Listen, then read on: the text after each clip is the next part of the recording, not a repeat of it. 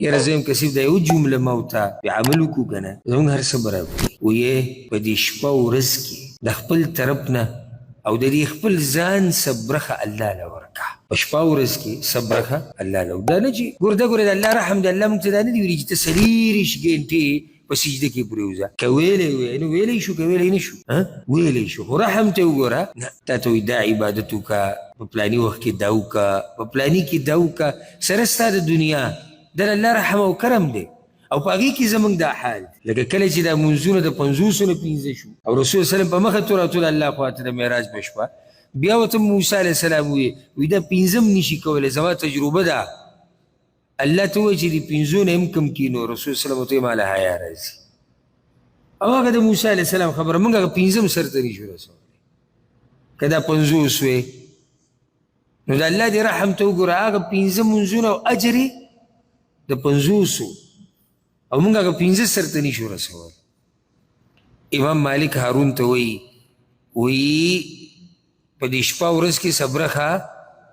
صبرخه الله له ورکړه څنګه صلي بالنهار 12 رکعه د ورځې 12 رکعاته لمونځ کوه هغه سنت فرض یې ونه وي خیال هم دی که نه ولې ونه وي فرض به لازم کې نصیحت داسې ګوره موږ خو یو بل ته نصیحت د څه کوو فرض مونځ کوه موږ دا نصیحتونه کوو فرض مونځ کوه نه د هغوی په کاته کې فرض مونځ چې نه کوې ته مسلمان نه فرض مونځ چې ته نه کوې ته مسلمان نه هغو غاړې ته کا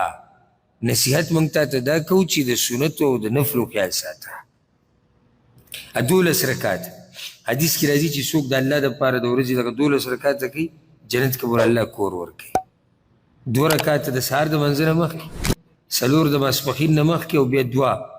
ورپسې د ټول اته شو 2 به ماښام پسې او 2 به ماسخوتن پسې ټول 12 رکعاته شو وصم 3 ایام من کل شهر او په هره میاشت کې نفلي 3 ورځې روجي نیسه د رمضان د میاشتې ورته ونه وي خیال هم دی ولې هغه فرض دي اوس ته لګیا سړي ته نصیحت کوې یاره د رمضان د روجي نیسه او به لازم نیسي دا خو د اسلام رکن دی د دې نه واوړه دا مسلمان ته ته لګیا یې وایي 3 روجې د میاشتې نیسه تاسو ته دا پته شي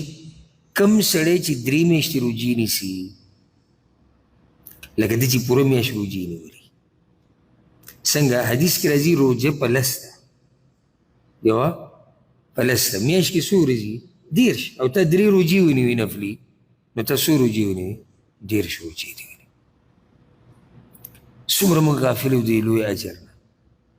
خصوصا پښتانه د عربو کې دا عادت شته عرب ما ډېر لیدلي دي دوی دا روجې ډېر په اهتمام سره نیسي که خیال هم کړی کله سړی مکې مدینې ته لاړ شي دا د پیر د ورځ پکې راشي یا د جمعرات